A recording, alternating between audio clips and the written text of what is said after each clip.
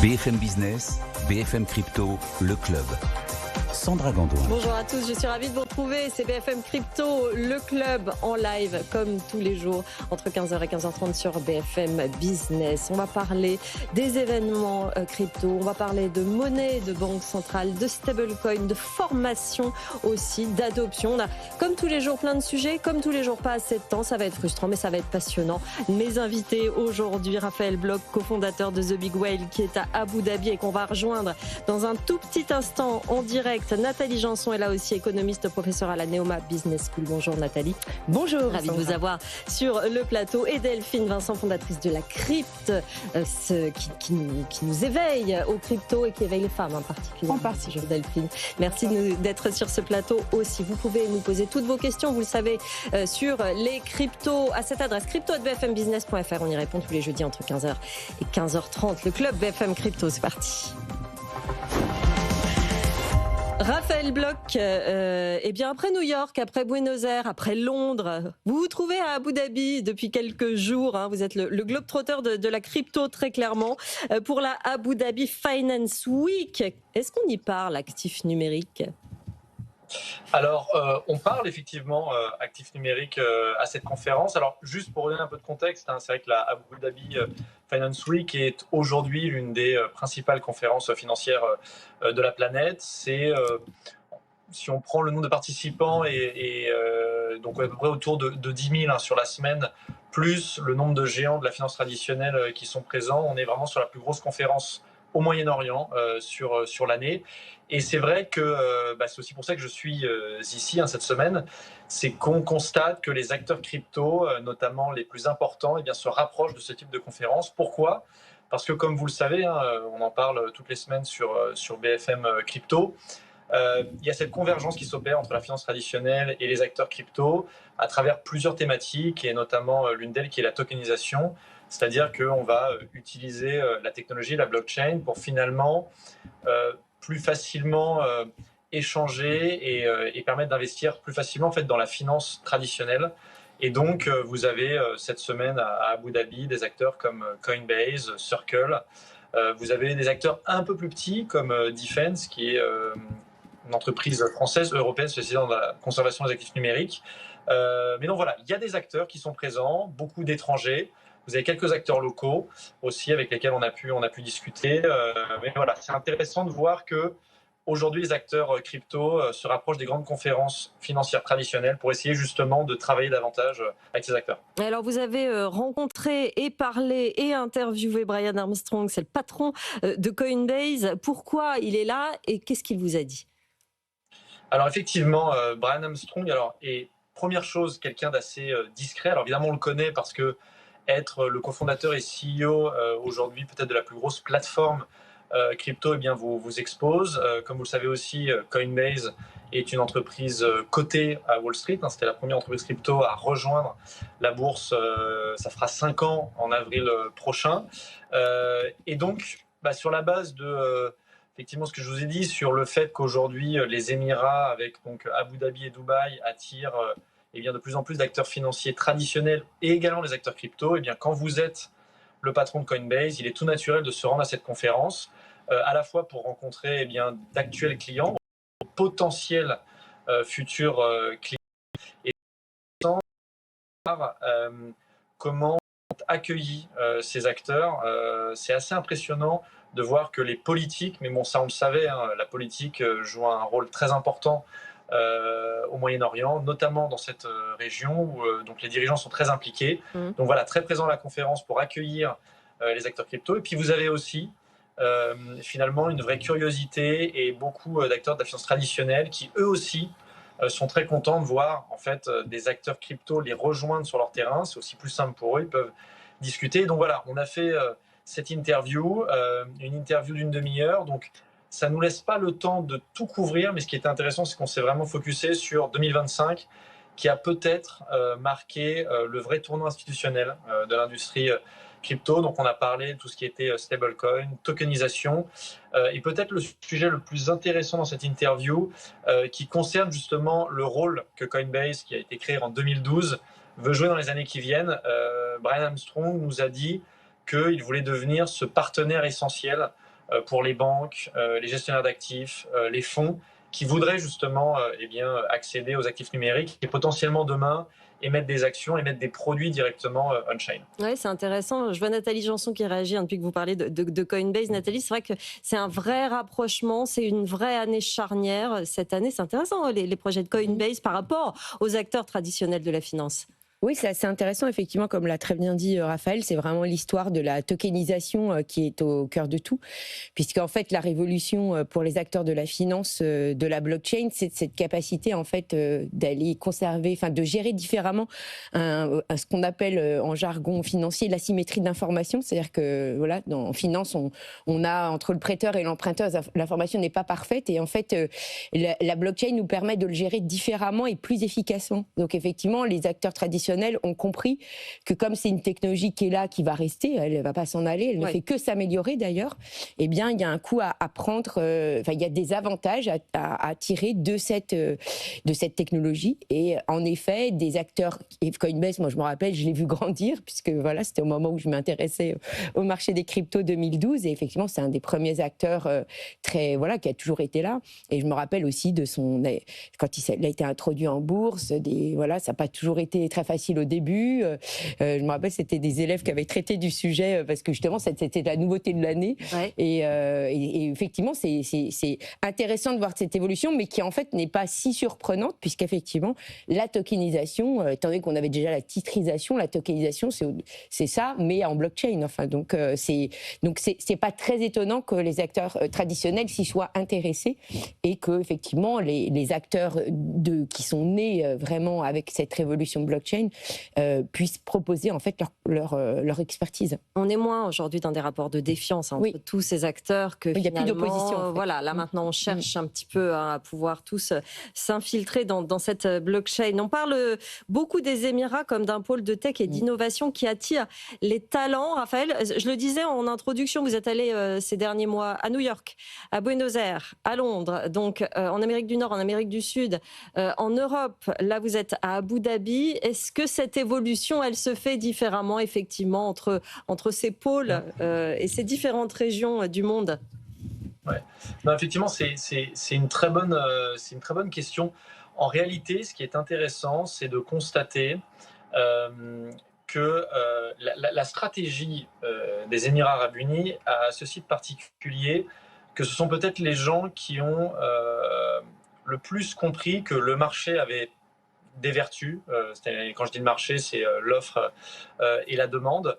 Et que dans des économies de marché comme nous les connaissons, quand vous lancez un produit, l'avantage, c'est que vous pouvez assez rapidement savoir s'il fonctionne, s'il y a de la demande. Et donc, l'offre est assez vite bien calibrée, j'allais dire, pour votre économie. Et eux, en fait, sur tout ce qui est technologie et innovation, ont compris que parfois, c'était bien de sortir un petit peu justement la technologie du marché, au moins provisoirement. Et donc, ce qu'ils ont fait, que ce soit sur l'IA ou sur tout ce qui est blockchain, ils se sont dit, et ils ont évidemment les moyens qui vont avec, mais on va beaucoup investir sans forcément regarder, au moins à court, voire moyen terme, les résultats justement sur le marché, c'est-à-dire est-ce qu'il y a une demande avérée pour des produits qu'on lancerait, en se disant, voilà, on a des technologies disruptives, il faut investir sur les 10-20 prochaines années, ça va nous coûter de l'argent, il n'y aura pas forcément de retombées tout de suite, mais par contre, on sait qu'on prépare le futur. Et c'est vrai que c'est ça qui est frappant quand on est sur place et quand on compare avec ce qu'on voit aux États-Unis ou en Europe, où effectivement on parle de l'intervention publique, du soutien des États, où en réalité c'est beaucoup de mots, mais pas forcément assez de moyens financiers. Et je disais encore une fois, vous avez le soutien des politiques qui sont massivement présents à la conférence. Et donc je prendrai un exemple, celui de la Hadi Foundation, qui a été lancé il y a 1 an. Donc le but de la Hadi Foundation, c'est de fournir une plateforme, une infrastructure blockchain qui permet notamment d'émettre des stablecoins. Et ce qui est intéressant, c'est que premièrement, l'équipe est composée de beaucoup d'Européens qui ont justement été attirés par des moyens, la liberté d'innover. Donc vous avez des Français, des Belges, des Grecs, des Allemands qui sont venus s'installer. Donc ça répond à votre question sur les talents qui viennent s'installer ici. Et puis vous avez finalement également cette vision qui est de se dire, on va en fait construire cette infrastructure, pas seulement pour les Émirats, mais on va aussi la distribuer, notamment en Asie et au Moyen-Orient. Et donc, vous allez les voir au fur et à mesure déployer cette structure. Et je finirai par là, ça intéressera, je pense, Nathalie. Ils ont aussi potentiellement comme idée de distribuer cette technologie d'émission de stablecoin en Europe en se disant, vous avez la BCE qui va avancer sur l'euro numérique, mais il va falloir des stablecoins euros, et donc on va aider les banques, les entreprises à en émettre elles-mêmes.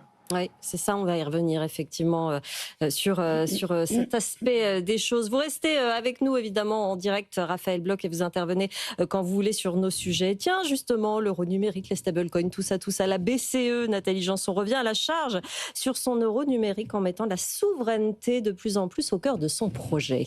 Oui, c'est intéressant. Il y avait un article sur le blog de la BCE avec, c'était donc Cipollone et puis j'ai honte parce que je me rappelle pas son nom, mais c'était un de ses collègues. Et en fait, ce qui est drôle, c'est effectivement l'évolution du discours au fur et à mesure des mois. Donc là, effectivement, on part sur un horizon 2029 pour avoir un euro qui fonctionnerait vraiment, enfin un euro digital qui fonctionnerait bien.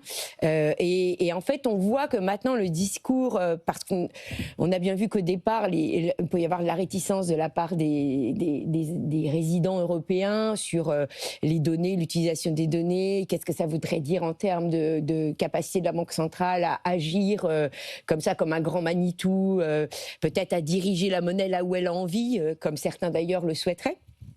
Et en fait, on voit qu'effectivement, ils ont bien compris que de toute façon, avec ce discours ambiant de l'IA, enfin, je veux dire, ça s'inscrit vraiment dans le contexte actuel, là où on pouvait peut-être le faire accepter, c'est en disant qu'après tout ce qu'on utilise, eh bien, ce n'est pas européen. C'est-à-dire qu'effectivement, comme souvent on leur objectait, mais on a déjà Apple Pay, on a déjà Google Pay, enfin bon, que sais-je, chacun sa techno, mais elle n'est pas européenne.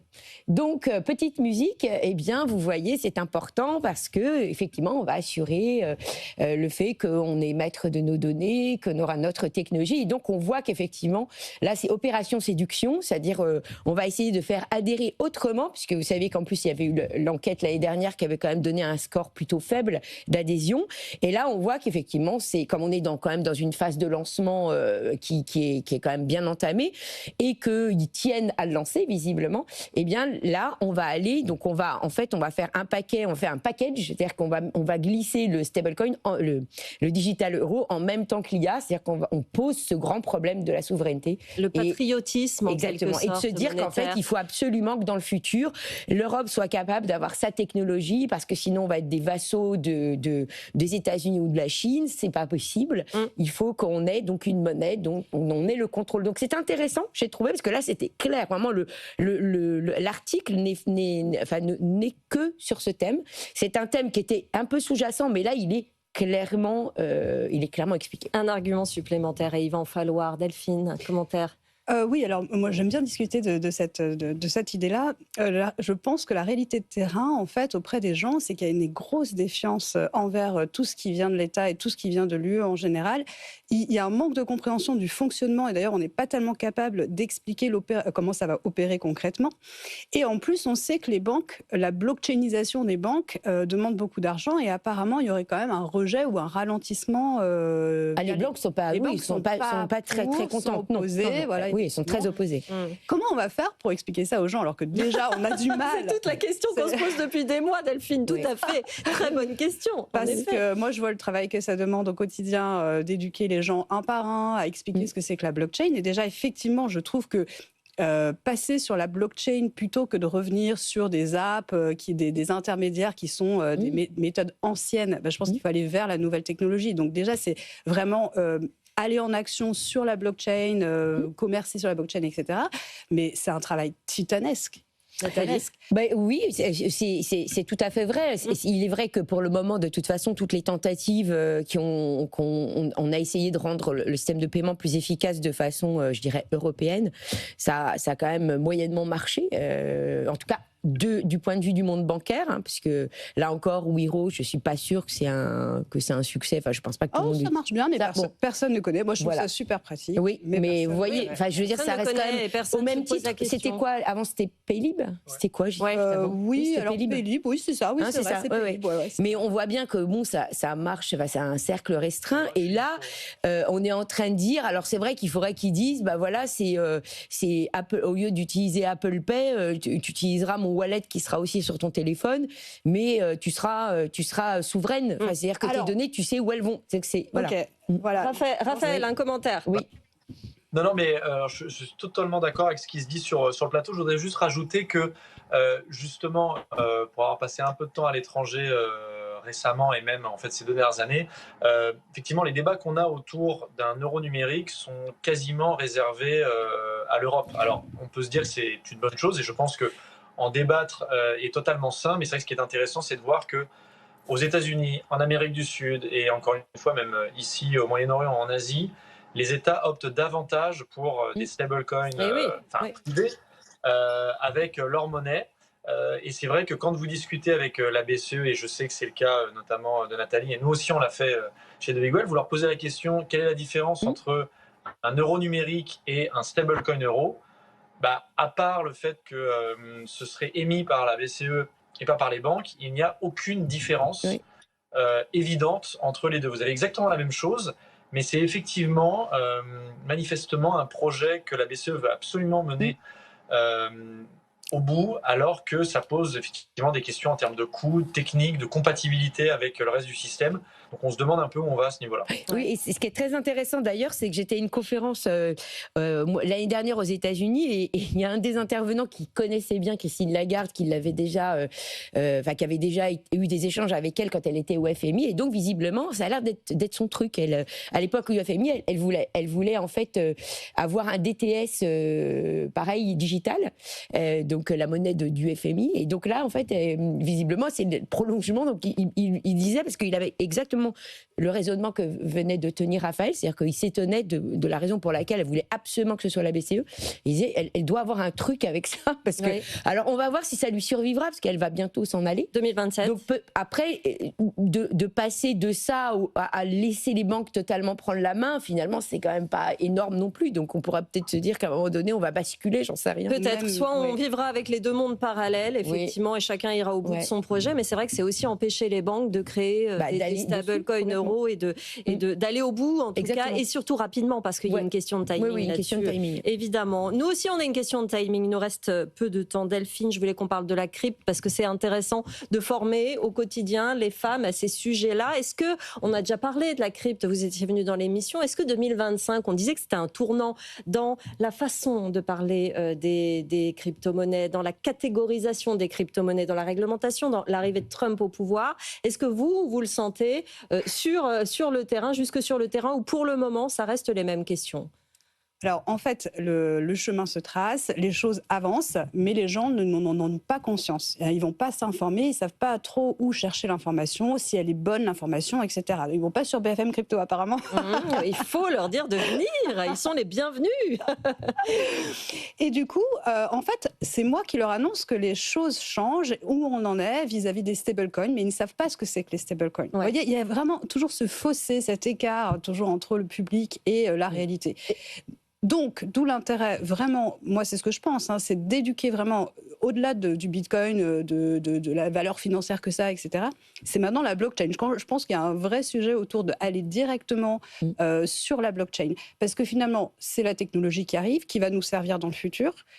Et donc, je pense que l'intérêt est là pour ces femmes, justement, de pouvoir aller être mobiles, être agiles sur cette technologie-là. Et du coup, pourquoi aller sur des wallets qui sont pas auto-hébergés? Pourquoi voilà. Alors qu'en fait, moi, j'attends aussi la tokenisation des actions, parce que je sais qu'elle se déploie aussi sur les actions et d'autres formes d'investissement. Je me dis, à ce moment-là, centralisons tout au niveau de la blockchain, mais j'attends.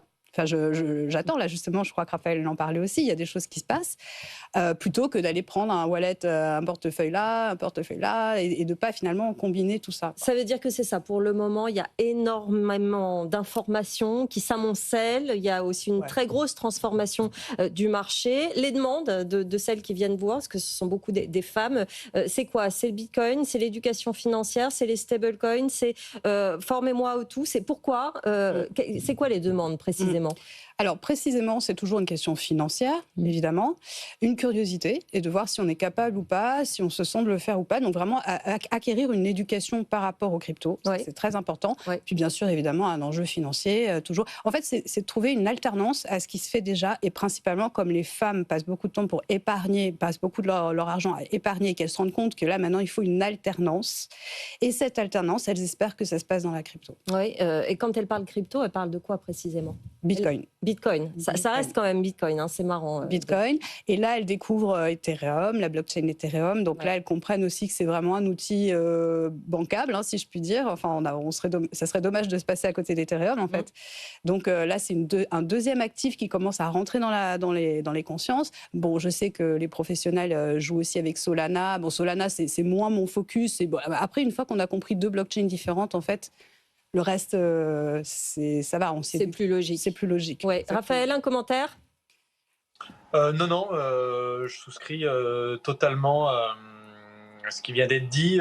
Sur effectivement, je pense l'éducation est indispensable. Après, je pense, et du moins nous c'est ce qu'on voit sur le terrain, même s'il y a encore pas mal de travail, mais il y a de plus en plus de femmes, ce qui est une très bonne chose. Qu'elle commence par le Bitcoin, c'est très bien. Et je pense qu'on est justement dans une phase où finalement on ressort un petit peu de toute cette euphorie autour de plein de cryptos qu'on a vu ces dernières années, et que le marché est un peu en train de se recentrer autour de quelques cryptos essentiels, notamment Bitcoin et l'Ether.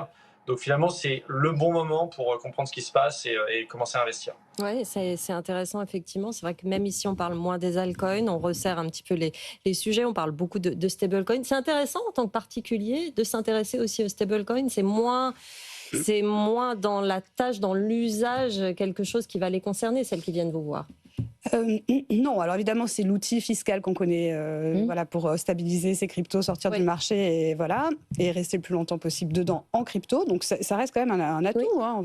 Elle le gère comme ça et c'est très bien. Mais après on va aussi ouvrir les horizons par rapport aux entreprises, par exemple à l'étranger, qui n'ont pas accès à de l'euro, qui n'ont pas accès, qui sont bloqués avec leur monnaie, qui n'ont pas accès au dollar. Et on explique que ça permet de continuer de commercer quand on est sous restriction économique ou quand politiquement ça se passe pas bien. Enfin, c'est vraiment l'ouverture traditionnelle de ce que permettent les stablecoins dans le monde. Un commentaire, Nathalie?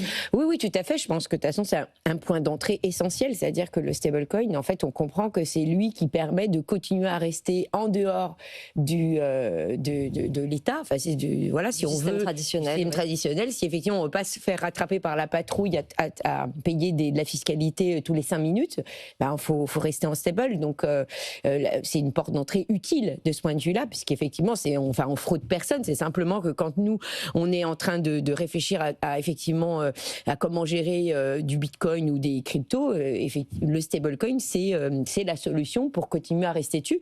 Si on est effectivement quelqu'un qui, en plus, comme tu l'as dit, avec les paiements internationaux, ou parce qu'ils envoient de l'argent à l'étranger, ce qui est aussi une porte d'entrée chez les femmes, parce que on sait aussi que lorsque effectivement on a des familles, on a des familles qui sont éloignées, on entretient. Mais bien, le stablecoin, c'est quand même un remède miracle pour pouvoir envoyer de façon efficace. C'est quand même un des marchés aussi adressés par le stable aujourd'hui, les transferts, les rapatriements d'argent familiaux. La formation est absolument essentielle. Un petit mot sur le sommet francophone Bitcoin, c'est en février. Ça va permettre un petit peu de voir comment Bitcoin est utilisé dans la francophonie. Ça, c'est intéressant de se comparer. Delphine. Tout à fait. Ah bah oui, parce que la francophonie, c'est vaste quand même.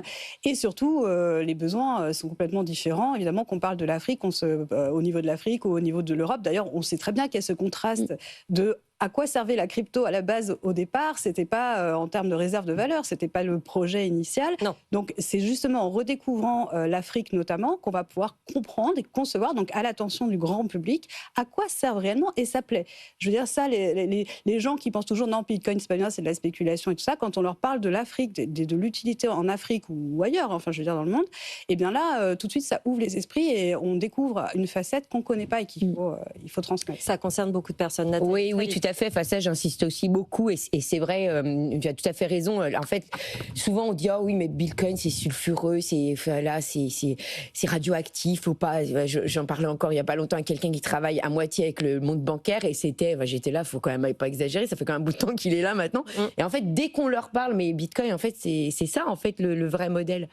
Ah, et en fait, on voit qu'effectivement, on passe à côté parce qu'effectivement, on est dans des pays où on n'a pas cette urgence à découvrir ce qu'est Bitcoin. Et là, en effet, il y a des pays où c'est urgent. C'est aussi des pays où la désinformation progresse. C'est exactement important d'en parler, évidemment. Merci à tous les trois d'être venus. Raphaël Bloch, cofondateur de The Big Whale depuis Abu Dhabi. Merci beaucoup, Raphaël, d'avoir été avec nous. Nathalie Janson, économiste et professeure à la Neoma Business School. Delphine Vincent, fondatrice de la Crypte. Merci à tous les trois. Je vous laisse entre les mains très vite de BFM Bourse. Passez un bon après-midi sur BFM Business. BFM Business, BFM Crypto, le club.